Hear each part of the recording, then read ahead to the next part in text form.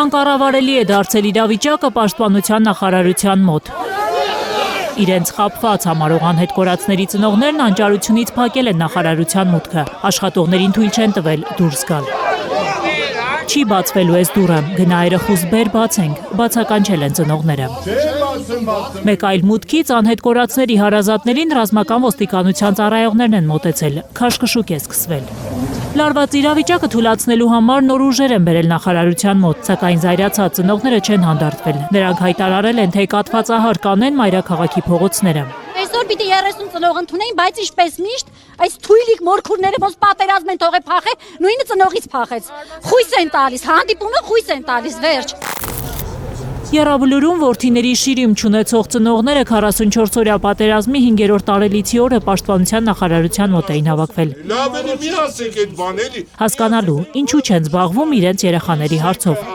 Իրենց խոսքով այդ օրը նախարարությունից ասել էին ոչ աշխատանքային օր է, գնացեք երկուշաբթի եկեք։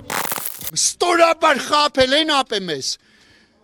Մեզ ստեղ խոստացել են, որ երկուշաբթի օրը Օրը հստակեցված է, բայց բանը հստակեցված չի, այդ դու ասա ժամը։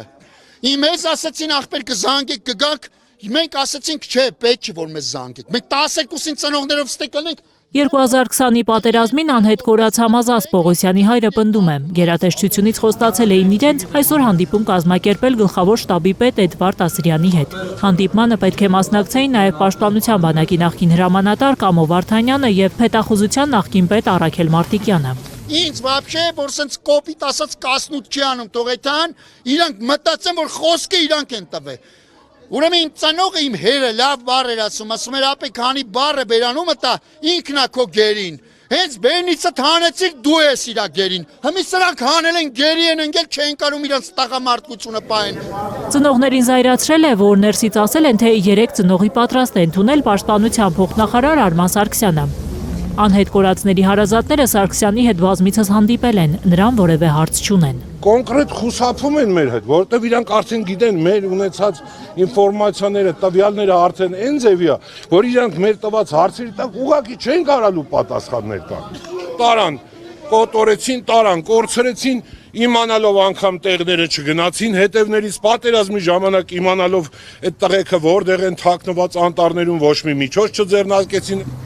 Մի պահ նախարարության մոտվածացել է անհետքորած զինծառայող Սարգիս Ղուկասյանի հորեղբոր Արսեն Ղուկասյանի ինքնազգացողությունը։ Ծնողները շտապօգնություն են կանչել։ Գայանե Մովսիսյան, Արմեն Ապրեսյան, Հայլուր։ Հայաստանում եւ աշխարհում տեղի ունեցող իրադարձությունների մասին առաջինն իմանալու համար բաժանորդագրվեք մեր ալիքին, սեղմեք զանգակը, որ բաց չթողնեք ամենահրատապը, ամենակարևորն ու հետաքրքիրը։